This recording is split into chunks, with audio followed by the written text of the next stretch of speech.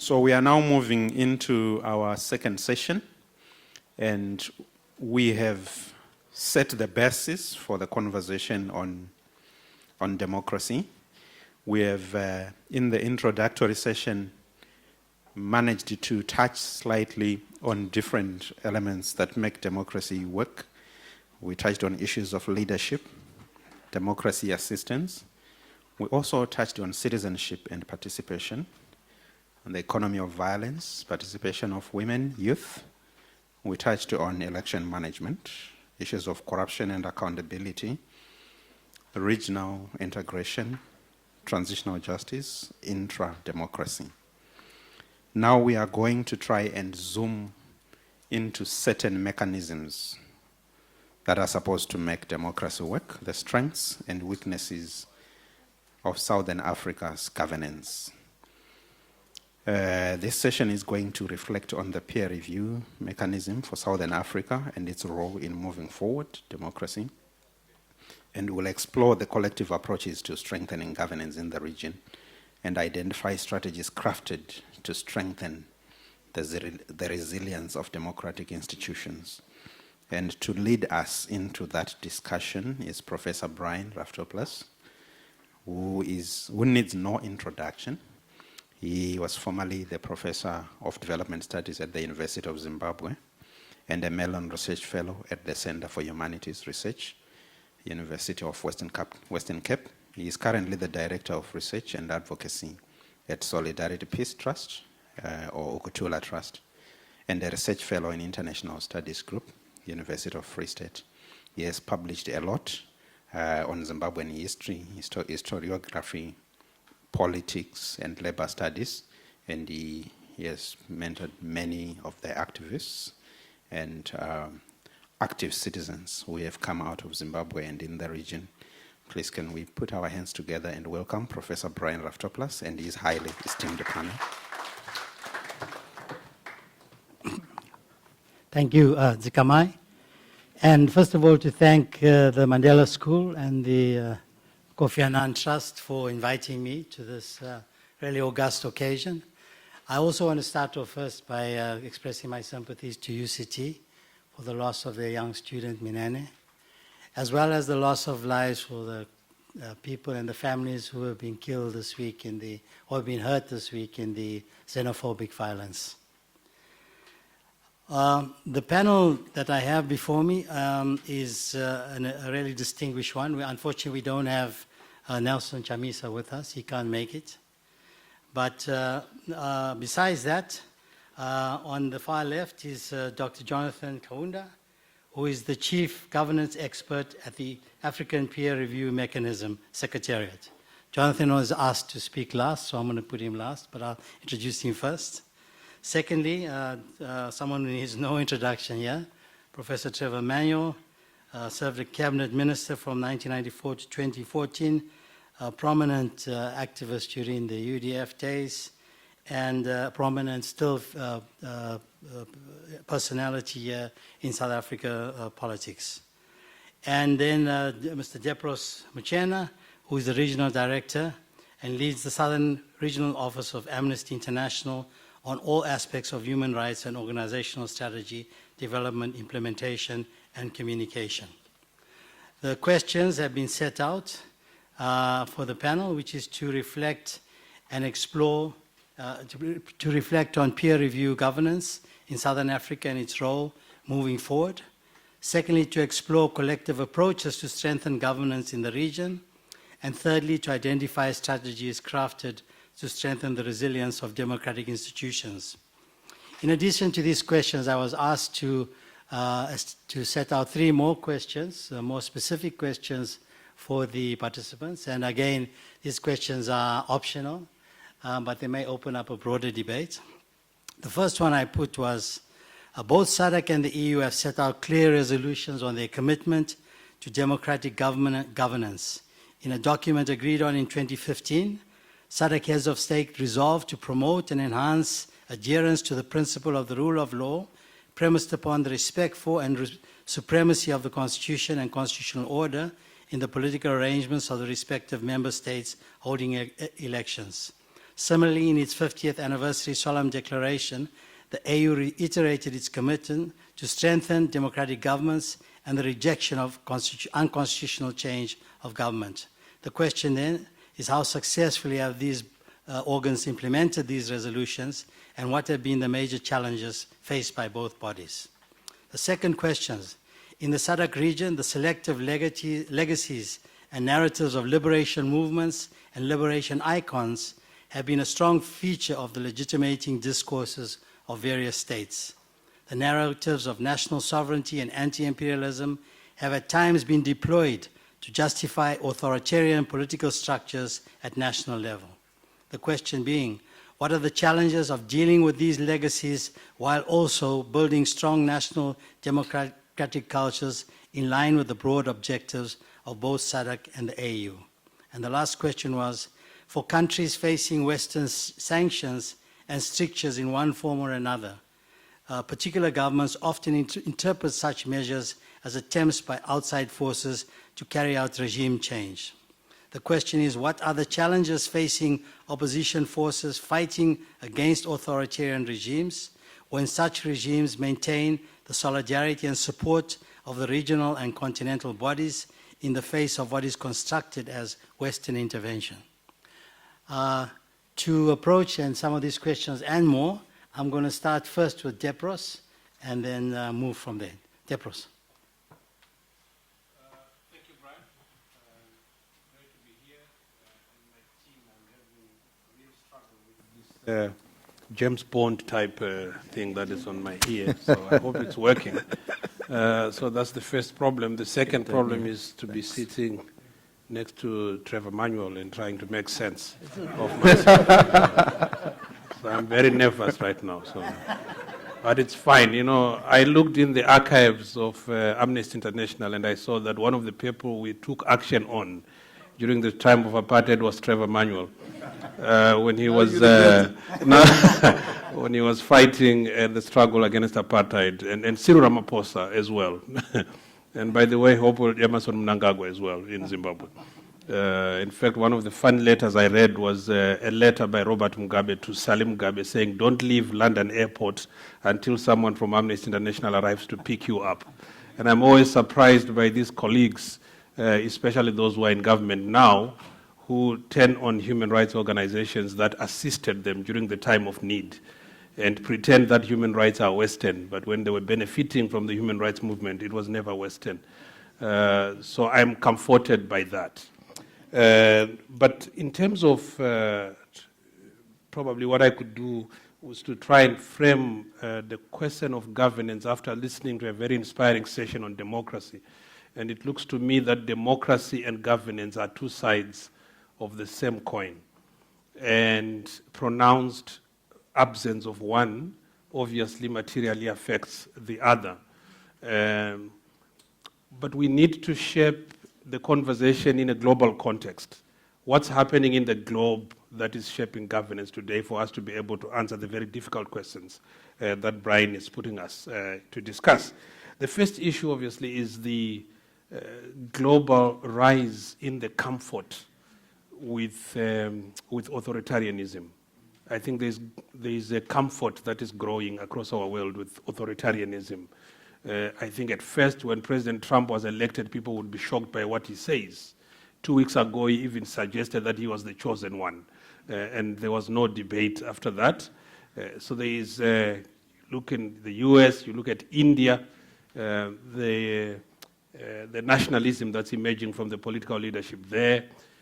You look at the Philippines, you see growing again authoritarianism. And it's starting to look like there is limited challenging of this rise in authoritarianism. The second one is an inward-looking world in which nationalism, internal toxic nationalism, is emerging and beginning to define how countries shape their foreign policies, how countries relate to questions of migration, how countries relate even to economic policy.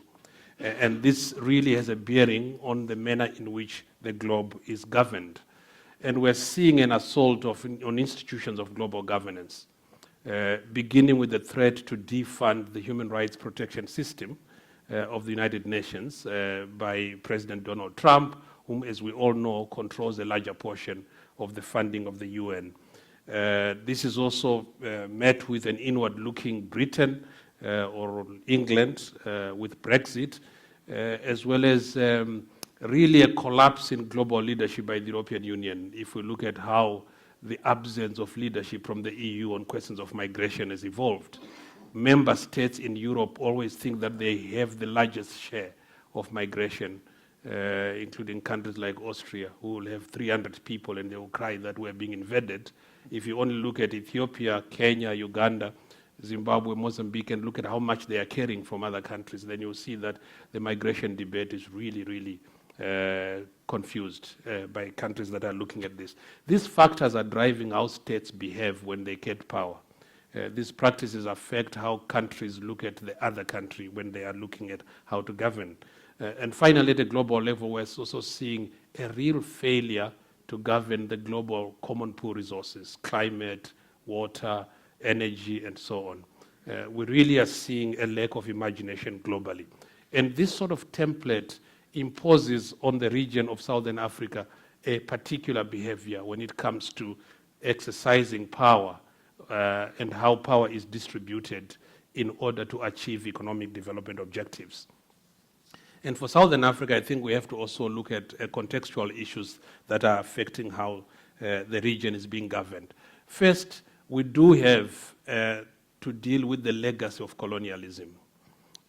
Colonial authoritarianism and the nature of states that it developed have continued in post-colonial periods in Southern Africa.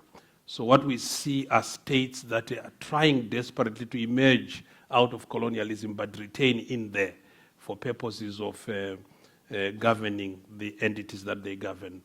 Many a times I look at more continuity than change in our region, where states in Southern Africa are as captured now as they were then by private sector of the time, as they are captured by private sector of today, captured fundamentally by a desire to see the state as a vehicle rather than an agent of change, but a vehicle of accumulation of political power, which is then deployed to deal with groups that are seen as opposing those who are in power.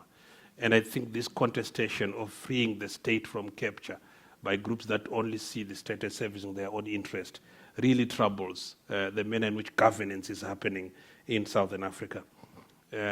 We are coming out of conflict in Southern Africa. If you look at Southern Africa, you're going to see the Lusophone region, which is a very rich in natural resources, but post-conflict.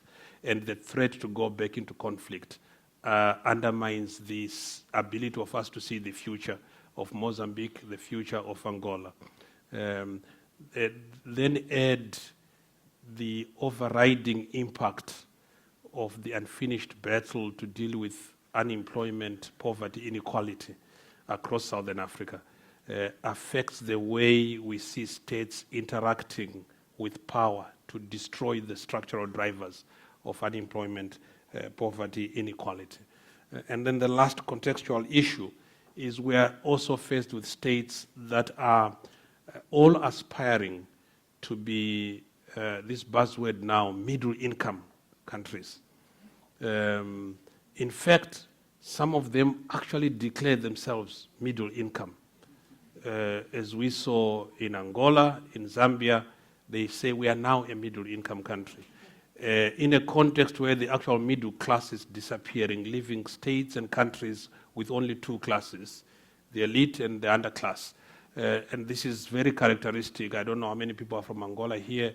You see a place they call Miramar, really wealthy, and Boa Vista. Boa Vista means good view, but there's nothing good about the view of Boa Vista if you are looking at that. In Zambia, New Kasama and George Compound, Senton, Alexandra, Borodel, Zwarasekwa, the place they call Mashakeni in Mozambique, and Polana. These contrasts of regional inequalities shape how this region is governed. And with that, the question then is, what is the level of response by our states to these issues that affect how this region is governed? And I think that my scorecard And by the way, I'm a great patriot, but patriotism is love for your country all the time and your government when they deserve it.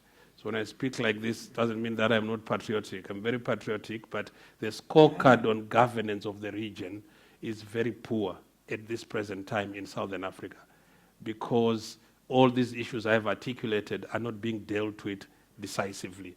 And Brian, you asked us to reflect on regional sort of integration, how we see AU and SADC are at. At this present moment, I think that both SADC and AU have in place the normative framework of governance correct. I mean, the norms and standards are there. They are very high-sounding, very inspiring. The things that are spoken about by government leaders are very inspiring. Even the institutional framework, we actually have the institutions, we have courts, we have parliaments, we have executive arms, we have media, and so on. But governing means how these institutions interact to produce outcomes that defeat poverty, inequality, unemployment. And it is at that level, when they start interacting, that real challenges of governance emerge in Southern Africa. The first one is that, of course, we have democracies where every country declares itself democratic republic of this, democratic republic of that. However, we do have democracy without democrats, right? So democracy then becomes elusive. If you are in South Africa, we would call it a tokolosh, where everyone talks about but no one is actually seen. So what we just see are like illusions and aspirations, but we actually can't touch it because it's a tokolosh, it's very elusive. So democracy without Democrats is a big block to good governance. The second is that every country has a good constitution, complete with Chapter 9 institutions, bills of rights, they are there. But constitutionalism is absent. So the culture of subordinating power to a set of rules is diminishing every day as presidential states emerge, in which the president and the institutionalization of personal rule has become the obsession of many countries. Presidents in our region are described in very colorful terms. It's not just President Manuel. It has to be President Manuel, the Commander-in-Chief of the Defense Forces, and we must also remind him that he is Al-Hajj, Doctor, Professor, President of the country. So this institutionalization of personal rule, this institutionalization of personal rule affects the degree to which autonomy of institutions is protected and supported. So courts, which are supposed to be doyens of freedom and justice, become enablers in the political persecution through prosecution of human rights defenders, of others who are challenging the state and who are demanding for the state to become more accountable to its citizens. Parliaments that are supposed then to legislate for good governance and for the pursuit of the things we admire and seek to achieve become sites where laws pass through Parliament rather than being passed by Parliament. And some of the laws, especially the draconian ones, they pass through at the speed of an unidentified flying object. And these are unfortunately the laws that we actually need to solve the growing challenges that we have. Look at how in many of our countries, and I'm sure ministers of finance really get this frustration when they are presenting the national budget. The only time when you get some groan is when the price of beer has gone up. There will be a reaction. But otherwise, it will be the most disciplined audience in Parliament. So our parliaments are not effectively challenging power and ensuring that power is accountable on a daily basis. And in a context where we are seeing global democratic recession and authoritarian resurgence, you really need strong institutions in order to safeguard our governance. And that is missing. And I want to go to the last 2 points. And of course, we need to think about what we should be doing in order to improve the governance of Southern Africa. The one thing that we really need to do, in my view, is to reclaim SADC the institution we call SADC, because the institution we call SADC has now been privatized by heads of states.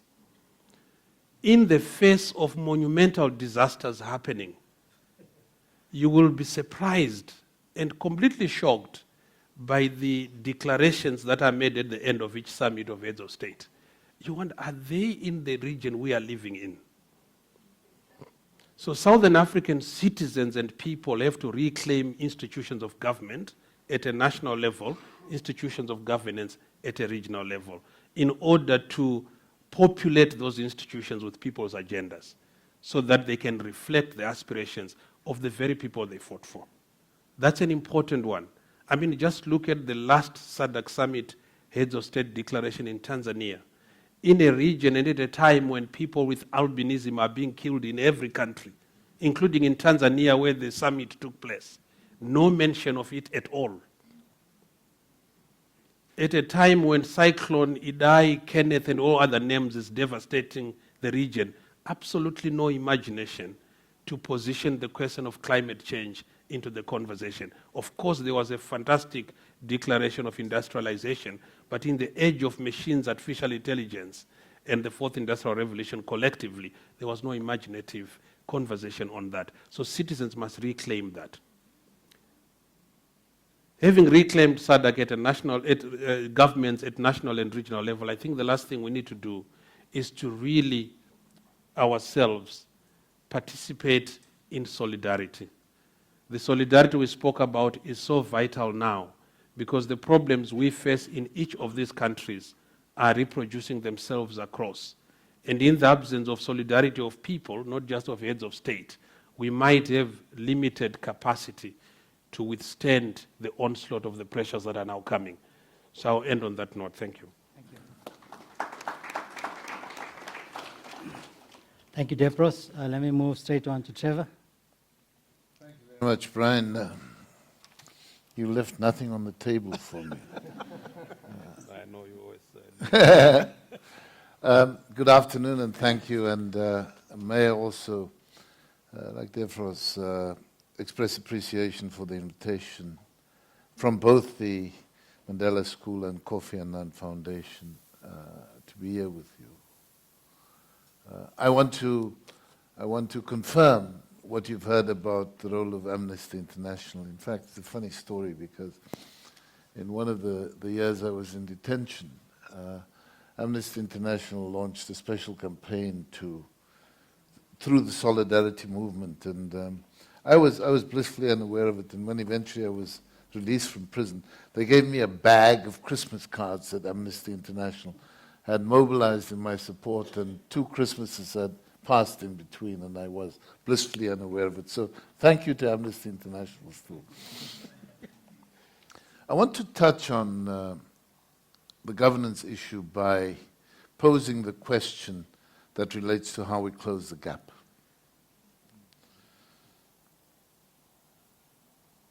And the first place I want to draw attention to is the gap between vision and reality. Now, I'm going to look for trouble with my brother to the left of me because he is still to speak. One of the metrics in the African peer review mechanism is the number of countries that have actually adopted vision statements. Now, in the 5 years that I was in government between 2009 and 2014, I headed the National Planning Commission, and one of the things that we did was to recast a vision. We handed it to the President in Parliament on the 15th of August 2012, and very little of that vision has found its way into the body politic of the country.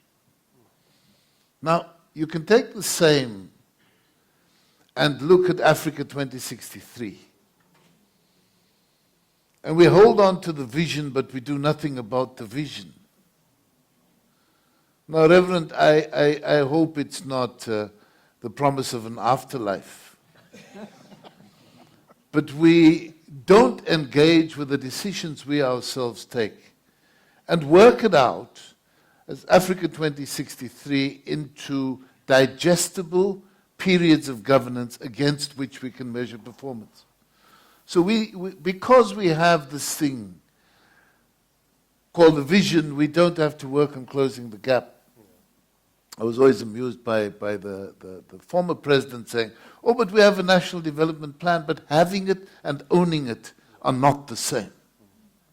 So that's the first issue. It's that gap between the visions that come easily and the actions that to follow. The second area where we have the gap is in respect of the gap between what our constitutions require of us by way of behavior and the actual outcomes. I mean, as a South African, it's with a deep sense of shame that we see the events unfolding across the province of Gauteng. It's in Tshwane, it's in Joburg, it's in Kuruleni. It's with a deep sense of shame that we have so little regard. And this is happening in a context where we have a constitution adopted 25 years ago. No, 23 years ago.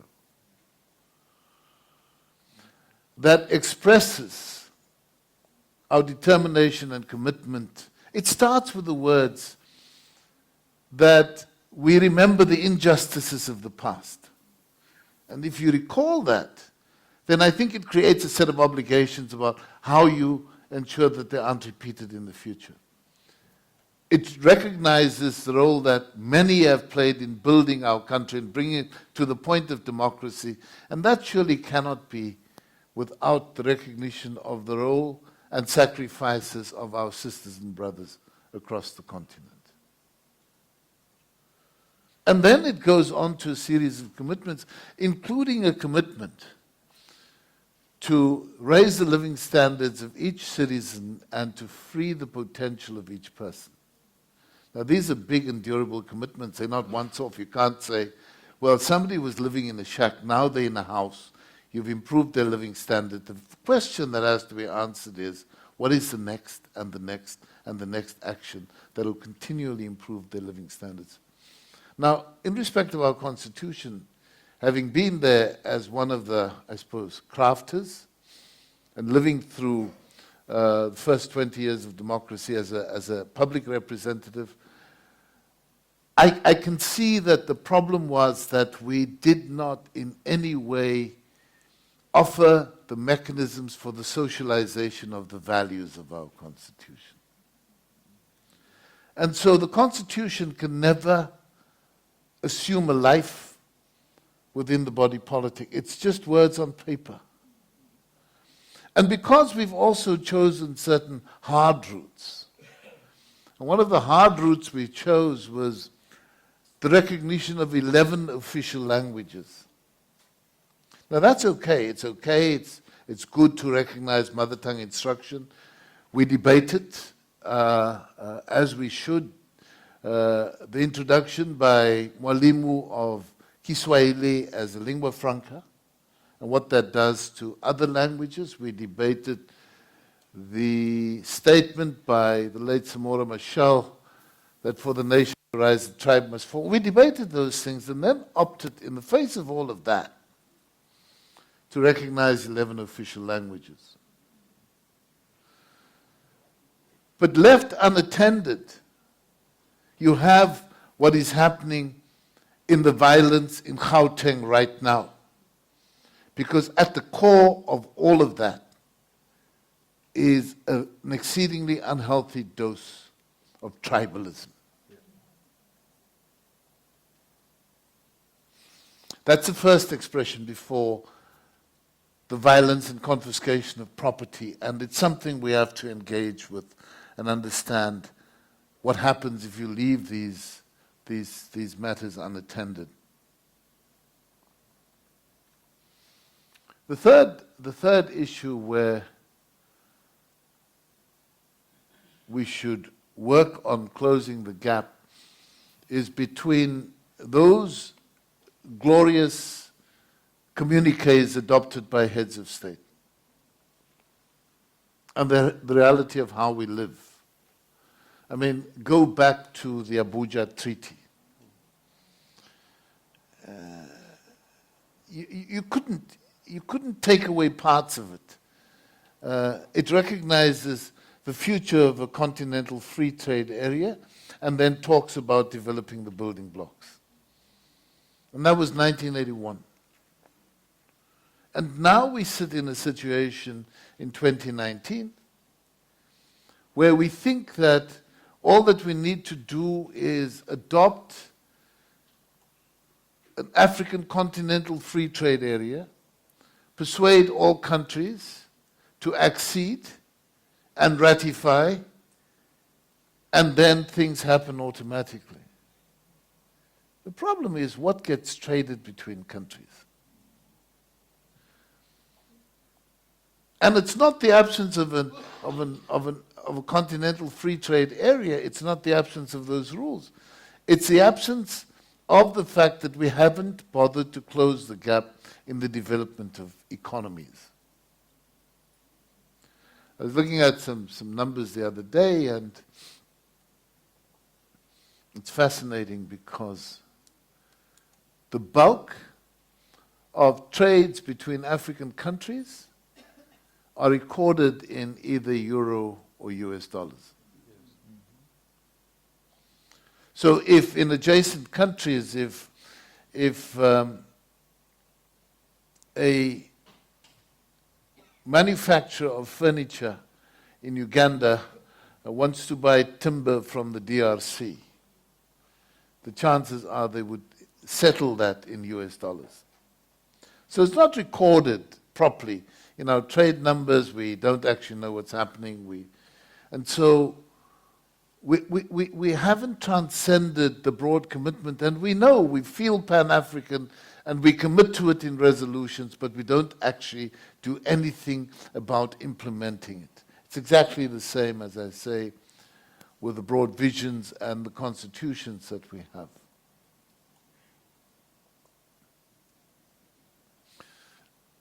In the context of SADC, I think it's also important to draw out the fact that even where heads of state sit together and ministers sit together, there's no sense of actual solidarity and mutual accountability.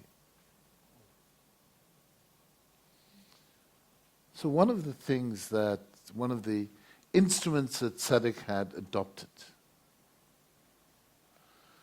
was that of a tribunal, so that in the context of mutual solidarity, if in the light of, say, this horrific violence in Gauteng now, other countries in the region wanted to report President Ramaphosa and the government of South Africa, they could go to the tribunal where this matter should be debated.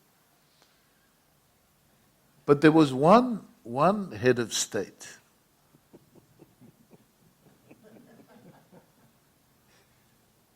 I think he lives in Singapore now. I don't want to name names, Brian. I don't know what the consequences would be of naming names. But he wouldn't allow the tribunal to have control over his country. Now, in the context, the then President of the Republic of South Africa, Jacob Zuma, supported Robert Gabriel Mugabe. And what has happened since is, and thankfully our courts have held up remarkably, our constitutional court has actually compelled the government to go back and recognize that the support of that decision by the then President Zuma is in violation of the Constitution. So our courts have held up remarkably. But the court should be a backstop. The courts can't initiate. And we've not closed this gap. And we can't depend on the courts to do everything, because I think the process of taking responsibility to govern a people has to be forward-looking and in the first instance voluntary. And the last point in the governance frame I want to mention is fiscal sovereignty. It's been a huge challenge for us. You know, Professor Faisal Ismail used to be my friend a long time ago. And then we had to take some very tough decisions on how to manage the fiscus and how to cut the deficit. He hasn't actually spoken to me since that day. On the 14th of June, 1996, he called me part of a 96 class project or something weird like that. But be that as it may, the reason we had to take tough decisions, and I just want to reflect on this because fiscal sovereignty is a fundamentally important issue in the democratic frame. I'd had a discussion with then President Mandela. And he asked me about, Faisal looks very worried. No, I was just making that up. He'd asked me about the biggest risks that faced us. And if you consider the fact that a year before democracy, we had a deficit of 8.2% of GDP. And I said to him, the problem was going to be that by 98, debt service costs would be the largest expenditure item. And Madiba, in his old school way, said, sorry, just kind of pause there. What is this you're saying to me? Because if we're servicing the debt, it's interest we're paying on debt. The money is spent already. Indeed, that's correct. So we're spending more on yesterday than what we are spending on tomorrow. That would undermine the value of the struggle for democracy, surely. And so the choice we had to exercise, I mean, you know, we hadn't reinvented economics. We knew that the deficits would have to be serviced, and so we had to cut the deficit. Either we cut it, or we would have ended up with structural adjustment, and then you can blame the IMF. And we opted to be sovereign about it and to take the tough decisions. So I think that because we haven't dealt with those issues adequately across the Southern African continent, there's an externalization of the biggest challenges that ought to confront us. And people in government don't take the responsibility that they should. Now, I can run through country by country. And you can see how these things unfold. And perhaps one of the biggest tragedies in the recent period has been the events in Mozambique. Mozambique was the poster child for development. Mozambique had taken great strides to wean the country and the people off ODA and try to establish their own resources. And somewhere along the line, there were loans undertaken that were not recorded in the books. Loans undertaken that didn't have the proper support of a legislature. The consequence of which is that a number of people have been arrested already and are in prison. Why do ministers undermine parliaments in that way?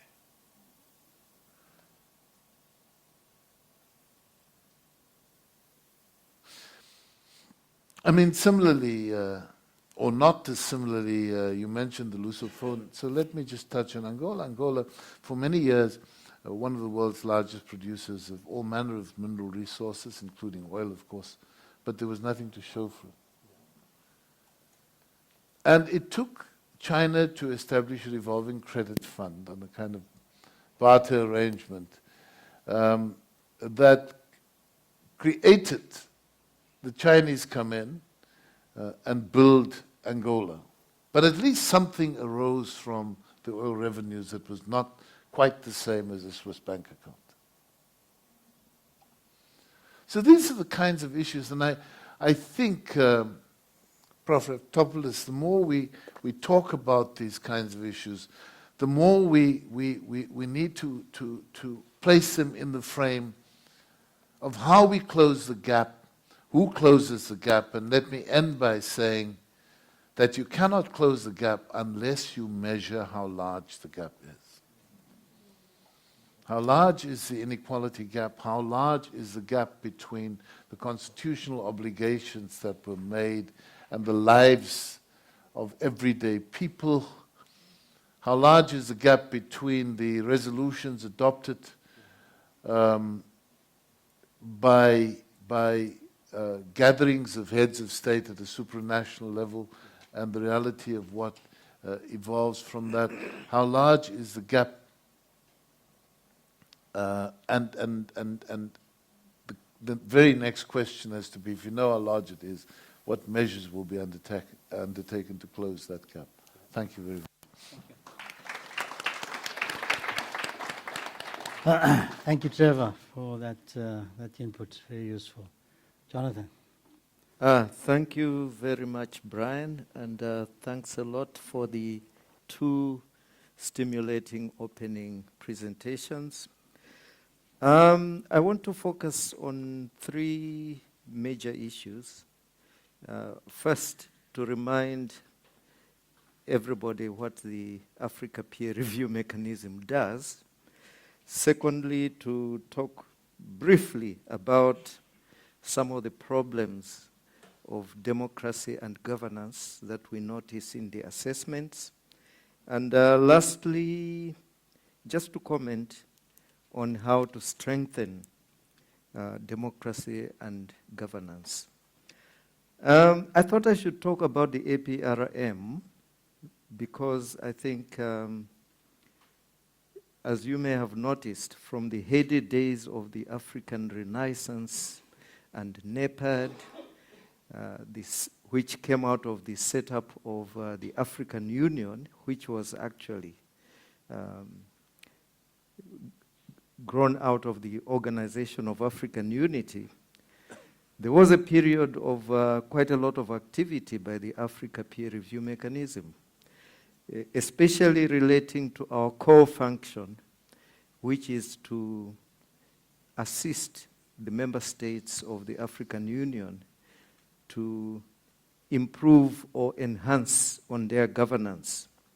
So the role of the APRM is to actually assist member states that want to do voluntary, and I'm emphasizing voluntary, country self-assessments and reviews in the areas of democracy and political governance, macroeconomic management, social and economic development, and corporate governance. So it's a broad portfolio, really. So what we do basically is to give member states the questionnaires, to give them support in completing their self-assessments. Then we do the validations with them, and we do country review reports. Out of the country self-assessments and reviews, each country is supposed to produce a national plan of action, which is basically a plan which is aimed at addressing the shortcomings, limitations, constraints in governance in the 4 areas that we talked about. But it's not easy to address all these shortcomings. It's not easy to enhance political, economic, and corporate governance just like that, but I'll talk about that later briefly. Now, out of the 55 countries of the African Union, 38 have acceded to the APRM. Botswana in SADC was the latest to accede. That was in February this year. And out of the 38, 22 have actually done the first self-assessment, and 5 are going into the second generation assessment. Now, that's where now I wish to point out 1 or 2 things. going to criticize our system, which maybe you don't expect. The African peer review mechanism is a very noble idea based on voluntarism, because definitely you cannot force countries to do it. That would be undemocratic. So it's voluntary.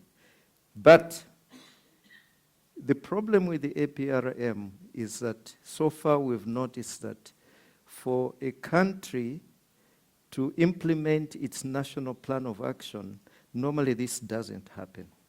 No. Secondly, the follow-up assessments, the second generation assessments, normally come after 10 years or more, which means there is no continuity and there is no mechanism to ensure that continuity. So the system is not periodic, the system is not continuous, and therefore it has its limitations. So to address those limitations, we embarked 2 years ago on a different approach, which would not only assess the 38 countries that have acceded, but all 55 countries. And with a decision made by the African Union Assembly of Heads of State and Governance, which says every country must accede to the APRM by 2023, we thought the best way to encourage countries to do so is to do an annual or biannual self-assessment. Finally, we decided that after discussion amongst the relevant stakeholders, that this can only realistically be done every 2 years. So we have the Africa Governance Report, which covers all the 55 countries, and to make the process streamlined and much more efficient, with the Africa Governance Architecture Platform and the AU, other agencies, we came up with a proposal to focus on only 5 main areas which cut across. And that is transformative leadership, constitutionalism and the rule of law, peace, security, and governance, the nexus between development and governance, and the role of the regional economic communities in governance. So we actually had our first report, the Africa Governance Report, accepted by the AU Assembly in February this year, and they are the ones who advise us to do it every 2 years. The aim here is to make sure that governance assessments are made periodically, continuously, in all countries, following a simple process which does not consume too much resources and all that kind of thing, and then we can follow up on that. Now, all this is because we are tasked with the mandate to assist in improving or bringing about good governance in Africa. But here are the problems now of democratic practice rather, not democracy. The problems of democratic practice and good governance, the ones that we see in the APRM reports. One thing is that democracy and political governance is a central element of the assessments. And out of that, elections are a very central part. We are not saying that elections are the only important component of democracy, but simply that it is the single most critical thing, and therefore you hear a lot about elections. Why is it so critical? It is a mechanism for choosing the representatives. So it's a system whereby you bring about people who represent people, and the people are supposed to be sovereign. Secondly, it's a mechanism for exercising accountability, and then it involves bringing in an inclusive approach to everybody participating in choice and the formation of government, and most importantly, it's a tool for the renewal of government. And as we heard this morning, the youth have to participate, but they're excluded up to a certain age and all that kind of thing. But the renewal process actually happens through elections. But then the electoral processes are very often abused because you find a lot of violence related to elections, prior to elections and after elections. You also find that there is a lot of manipulation of electoral commissions. We don't like to name and shame, but you know who we're talking about. We have had several elections in SADC this year, the last year, and you know what I'm talking about the manipulation of electoral systems and electoral machineries. We also have circumstances whereby elections are used to extend executive terms because they are manipulated. And then, of course, there's a lot of state repression that is associated with all these processes. In brief, what I want to say about elections is that though they are so important, they are so much abused to the extent that we cannot call most elections democratic in our SADC countries. The other thing I want to comment on in terms of the problems of democratic practice and governance is that our leaders sign protocols, charters, agreements of the African Union, of the SADC, of any other regional economic community relating to elections, governance, socio-economic upliftments, human rights, and all that. They even ratify these agreements, but they don't implement. So you have it on paper. They don't implement because there is simply no political commitment to implementation of such agreements. So it's like we meet here, we have a nice cup of coffee or tea or a whiskey or a beer, and we take photos. We're all together, we have signed this. We go out there and do completely the opposite. So there is actually very little solidarity in terms of upholding the norms and values that we say we are all ascribing to collectively. Now, on the issue of the APRM's national plans of action, these are not effectively implemented because a number of countries adopt these plans of action, and normally these plans of action are related to addressing the recommendations to improve governance, whether it is economic governance, political governance, socio-cultural, human rights, and all that.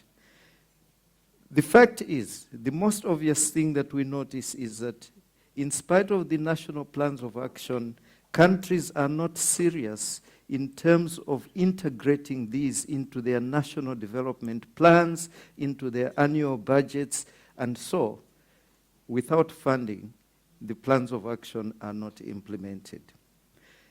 And it comes back to the same issue, political commitment, which is really lacking. Then, unfortunately, there are no monitoring mechanisms to make sure that countries actually live up to the promises in the national action plans. And the APRM cannot force any country to do anything because countries are sovereign, and forcing countries to do things would be undemocratic. So there we go again and all that.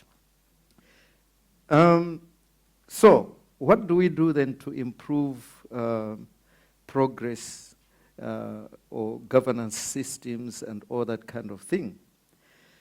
It's good enough to assess governance. It's good enough to write reports. But definitely, we need the leadership of each country to carry this forward. Every country actually has its own responsibility towards its own people. This is not something that you can say it's up to the African Union, it's up to SADC to develop my country, to improve this and that. Every country has to do that. That is why we said in our assessments of the Africa Governance Report, which is regular, we have to assess transformative leadership. We are talking here of leadership that has the attributes of honesty, integrity, incorruptibility, and with vision, and also with commitment to implementing the Africa Union Vision 2016, implementing the Sustainable Development Goals, which are a global guideline and all that kind of thing. So we need such kind of vision which has that orientation, which is geared towards innovation, change, and bringing about better human rights practices, bring about more socio-economic development, actually bringing services to the people. You can't be living in a country where they're talking about high levels of economic growth and only 8% of the population have a flushing toilet. I mean, that doesn't make sense. So some of these issues have been alluded to earlier. But what we're pointing out finally is that member states are sovereign and they are central to strengthening the processes, mechanisms, and institutions to improve democracy and good governance. The quality of leadership is what really matters. The political will, the commitment to principles is what really has to come out. And we can't do it for them. They have to do it for themselves. At a regional level, you notice that even though bodies like the regional economic communities like SADC, they were essentially formed as instruments for economic development and integration and cooperation and integration. But increasingly, they have taken on a role in democracy, and especially we see that in the electoral observation missions. We see that in mediation of electoral disputes. We've seen that in the resolution of conflicts in Southern Africa. And they are there in the peacekeeping and peace-building missions of the African Union and the UN. So at a regional level, therefore, the regional economic communities have that very important role to play, not only in economic development, in political cooperation and integration, but especially to enhance democracy and good governance. So with that, I suppose I should stop it there. Thank you. Yeah. Thank you to the three speakers. If I can just condense in one point what all of them have said. There's a huge gap between visions, constitutionalism, and implementation. And that brings us really to two issues about our states. It asks the question, what kind of states do we have? What are these forms of state which have emerged in post-colonial Africa? And that is central to where we go. Even the question of how implementation takes place. Our states, their sovereignty is often very weak. And so what little sovereignty they have, they're unwilling to give up to regional and continental bodies. And they hang on to what little they have to often carry out very undemocratic practices because of the nature of the states which have been emerged in our countries. But let me open it up to comments and questions on the floor. Let me take a first round. Yes, ma'am? Thank you very much. Thank you very much to the panel. Now, my question to you is about the stuckness we are facing. So how does party politics and weak leadership impact on the principles of democracy, therefore strangulating it? So when a nation sheds tears and it articulates, "Cry, our beloved country," how does this reflect on our present democracy? Thank you. Any from this side? No? Okay, Faisal. Yeah, thank you very much. Well, it's been fascinating listening to the presentations. And I'm pleased that Trevor Manuel is there too, because the uniqueness of South Africa, you know, this was a question. It's no more a question. So what I really want to ask is, it's clear there's a gap between policies, legislation, frameworks, and practice. And the good thing is, I think from what you said as well, Brian, is that there has been an evolution. At least we have policies, visions, legislation, frameworks that went there. You know, even I take a small area that I know something about, industrial policy and trade. We didn't have industrial policies 20 years ago. We have them everywhere. No one's implementing, or very few are. So the question I'm asking, because the APRM is a residue of insight, let me say, into the workings of these states, what are the lessons that we are drawing? Which countries are succeeding in closing the gap, and why? Because I raise this also because I'm currently obsessed, and I'm sure as Trevor is, with what could we have done to prevent state capture in South Africa? How do we prevent it in the future?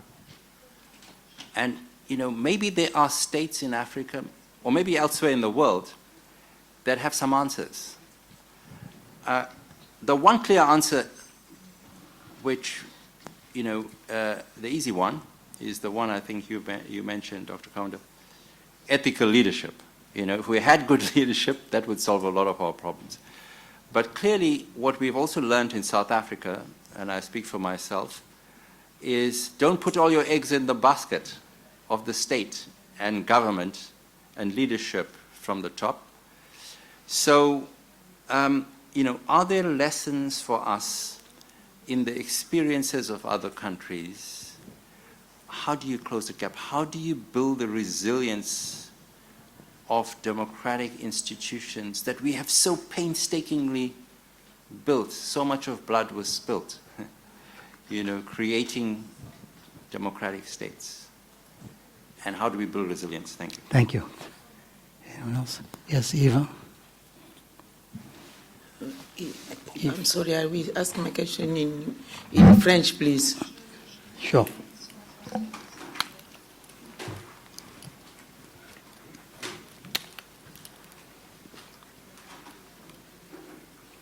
Oui, merci. Tour à tour, tous les intervenants se sont liés et nous avons vu clairement que la souveraineté des États constitue en réalité un obstacle pour la gouvernance. Comment est-ce que vous, tous les trois intervenants peuvent nous aider à lier la notion de l'humanitaire? Parce que par rapport à l'intervention humanitaire, il n'y a pas d'obstacle sur la souveraineté de l'État. Il n'y a pas un problème d'ingérence dans la politique interne. Est-ce qu'il n'y a-t-il pas moyen que la gouvernance qui est liée au développement d'un État soit érigée au même titre qu'une intervention humanitaire? Parce qu'il est scandaleux de constater que nous avons des États comme la RDC qui a une grande responsabilité non seulement pour son peuple, mais aussi pour la région et au niveau international, avec toutes les potentialités du monde, que cet État soit compté parmi les pays pauvres et très endettés à cause de la mauvaise gouvernance. Comment est-ce que les autres États, avec des expériences, peuvent s'ingérer dans la manière, en matière de gouvernance du pays pour amener le développement et que nous puissions ne fût-ce que approcher l'atteinte des objectifs de développement durable? Parce que nous sommes encore en train de discuter que de positionnement. On n'a même pas fait une seule évaluation. On est à l'an 4 avant l'agenda 2030. Nous n'avions pas atteint les objectifs du millénaire pour le développement, malgré tous les appuis de 2000 à 2015. Maintenant, de 2015 à 2030, nous sommes encore en train de discuter des positionnements à cause de la gouvernance. Et pendant ce temps, les firmes internationales ou je ne sais pas quoi ne dorment pas, ils viennent ponctionner. Il y a des richesses renouvelables, il y a aussi des richesses non renouvelables. À quel moment les Congolais, les Africains vont bénéficier de ces dons gratuits que nous avons, des potentialités incommensurables? S'il n'y a pas d'ingérence pour nous aider à bien gouverner, si on doit attendre la décision des gouvernants qui parlent de non-ingérence et qui parlent de la souveraineté des États. J'espère que je me suis bien expliqué. Merci. Sure. I'm going to take one more question from Doug because we're running out of time. My question is, given the state of this democratic deficit that we see, and the state of the leadership deficit as well that we have seen, my question is, what is the role of the ordinary citizen, the man on the street, to push back against this gap, the democratic deficit? What is the role of the ordinary person? Thank you. Okay, I'm going to come back now to the presenters. Deprose, let me start with you again. Okay. Thank you. On the very question that Doug is raising, what is the role of the ordinary citizen? I think he has the answer to that question, because what he's doing in Zimbabwe is exactly the template we are looking at. In our countries of the region, we shouldn't just be building a critical mass of voters.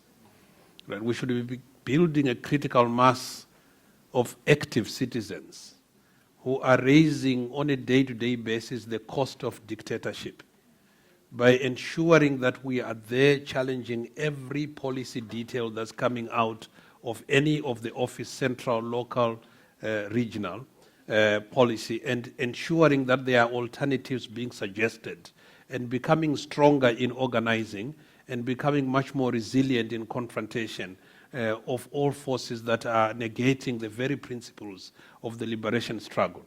So I think it's important that we build a critical mass of citizens that are questioning decisions that are being made on a day-to-day basis on the real issues. And I think one of the things that Professor Trevor Manuel here spoke about, which is on fiscal sovereignty, the question, for example, of debt in Southern Africa, and the changing nature of finance and debt now. And not just the old debt we used to know that we got money from the US, it's changing now. 40% of most of the debt on our continent is now held by China, and the rules of transaction are very translucent, so we don't know what is in there. We need a civic engagement strategy that is much more informed by research and by strategy that no longer look like the strategies that worked in the 80s and 90s, because we're confronting a very, very changing political context. And then there was a question around, what should we, there was a question on how does party politics impact on democracy? It's a challenging one, but I think my short answer is that it is very difficult to get a democratic government produced out of authoritarian election context. So I think it's important that where we start to build our governance system, that we work there. The demand side ought to be as strong as the supply side of good governance. So party politics can't suddenly become agents of good governance if at the beginning we didn't get that. So I'll just answer those two. Thank you. Trevor? Let me start there as well, and perhaps pose the question about party politics differently. I have a sense that we haven't mastered the art.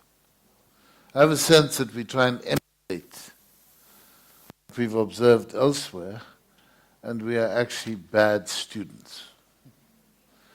Frequently,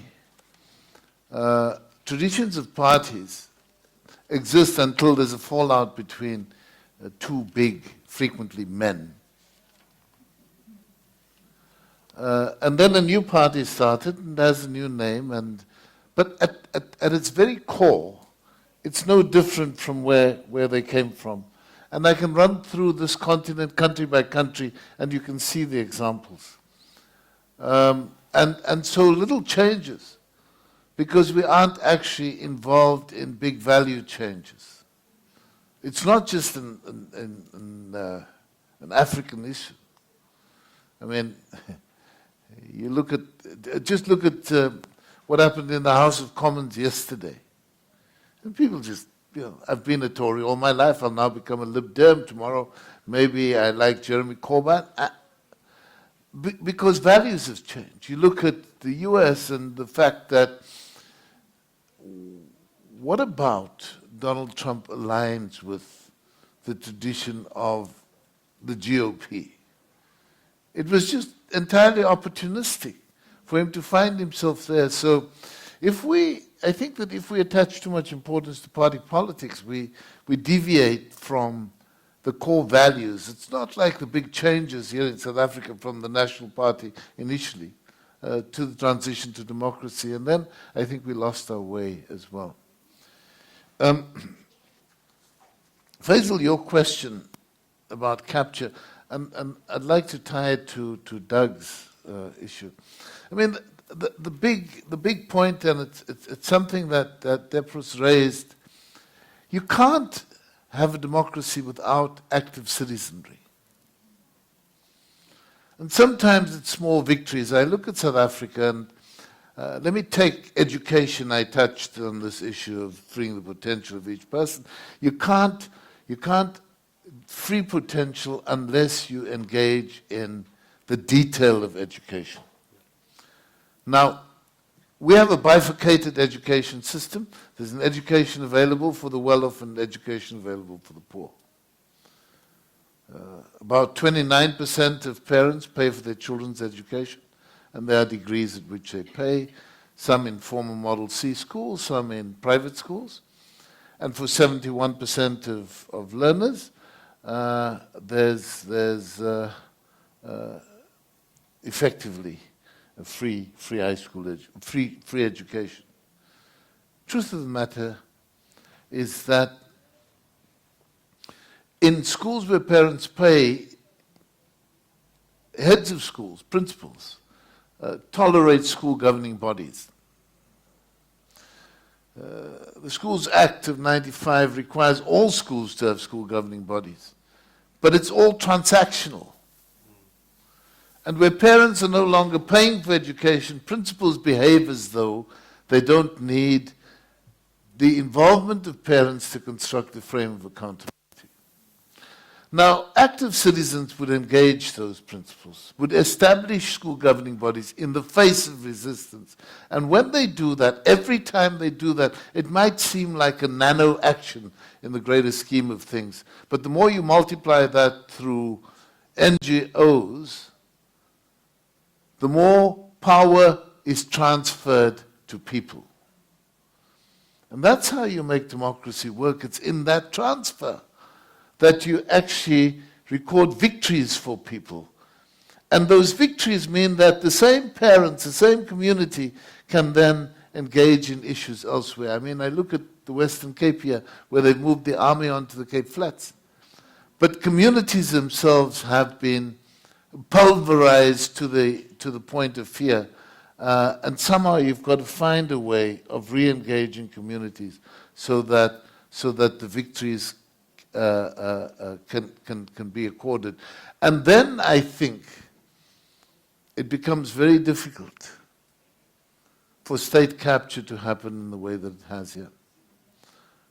Part of our problem, I think, here in South Africa is that the best intentions of having something like the Public Finance Management Act has created the crudest kind of accumulation by way of tenders. And tenders are awarded to people who have no rights. It's a very interesting issue because we debated how many rules you should have, and I recall a discussion we had on the Executive Ethics Code. And on the one hand, there were some of us who thought you must have a long list of rules about what can't be done. And there were some who said, No, by the time people become members of parliament, and especially when they become ministers, they can't be scoundrels. How wrong that view has been. So finding the appropriate balance, I think, becomes a very important challenge in that regard. Okay, I'm going to stop there. I think that Eve's question is important, but Jonathan, let me leave it to you. Jonathan, if you can concentrate on Eve's question. Those have been addressed. Oh, thank you very much. I'll be very brief, though.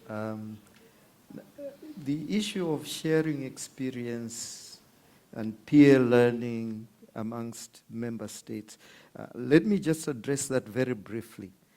You know, each country is unique. Its problems are different. And so you cannot really say we're going to learn from Mauritius, we're going to learn from South Africa, or whatever. It's very difficult to transfer experience from one country to the other. So the uniqueness of each country calls for specific solutions to each country's problems. I think what matters most is that we stick to shared values and principles, especially principles about humanity, respect, human rights, freedom, economic rights, and this kind of thing. How we do it, it's not something that can be prescribed from one source. If your question of state sovereignty as an obstacle to democracy, it's a tough one. Just like I was saying, each country is unique. The principles are there, but each country can adapt these principles to suit its own circumstances. And addressing humanitarian issues is one such issue, you know. Lastly, the role of the ordinary person, I don't know. It's a tough one, that one, very, very difficult. You cannot give somebody a role to play. They have to play a role. And unfortunately, each country that I've seen, they have used the ordinary person as a stepping stone to getting to power, to remaining in power, and conducting more acts of bad governance. Thank you. Thank you very much. I just want to close with a few short points. One is that clearly we experience a kind of crisis of global liberalism. And it's something that, in looking at how that crisis has come about, one thing to remember is that the expansion of liberal rights came about largely as a result of popular struggles, historically, in the developed countries, as we call them. It wasn't a gift from the ruling classes. Often those ruling classes wanted to proscribe those very rights, whether it was around workers' rights, voting rights, gender rights. These were things that had to be fought for over long periods of time.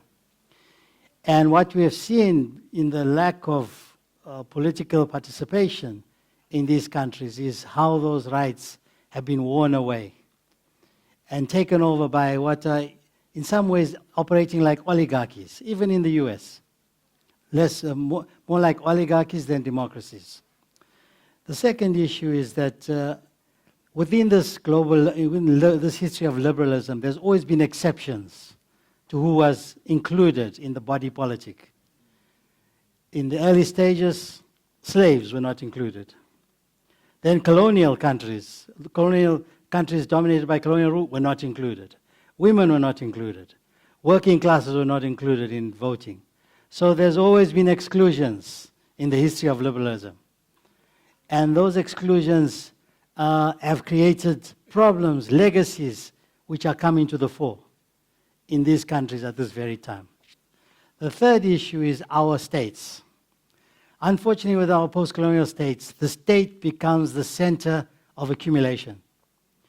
Where the private sector is controlled by a particular minority, where you don't see opportunities, the state then becomes the central mechanism for accumulation, whether it's through tenders, through state capture. In that way, South Africa is not exceptional. It's the norm of what has happened in post-colonial states, where the state becomes the center of accumulation. And therefore, these elites who capture the state, they don't want democracy because it will mean accountability for what they've done. And so the battle is again the citizenry, as has been accentuated over and over again, taking charge of these elites who have stolen the legacy of the liberation struggle, by the way, which was about one person, one vote. It was about access to services. It was about democratization. These were the very ideals for which people went to the struggle. And we're still fighting for those ideals against states which have become increasingly unaccountable and where the military has become central to the coerciveness of that state. So I think these are huge issues, and I think they've been put on the discussion very well. I just want you to thank our presenters for their excellent presentations.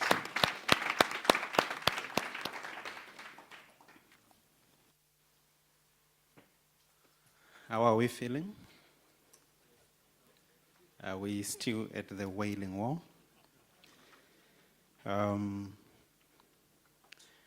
I think this has been an interesting panel, both depressing, but I think the presenters did a very good job in terms of putting together the blocks that we are building in this conversation. I think what stands out on this governance pillar is that it's really about leadership and the issues that are raised in terms of ethical leadership and how that builds together with the role of an active citizenship.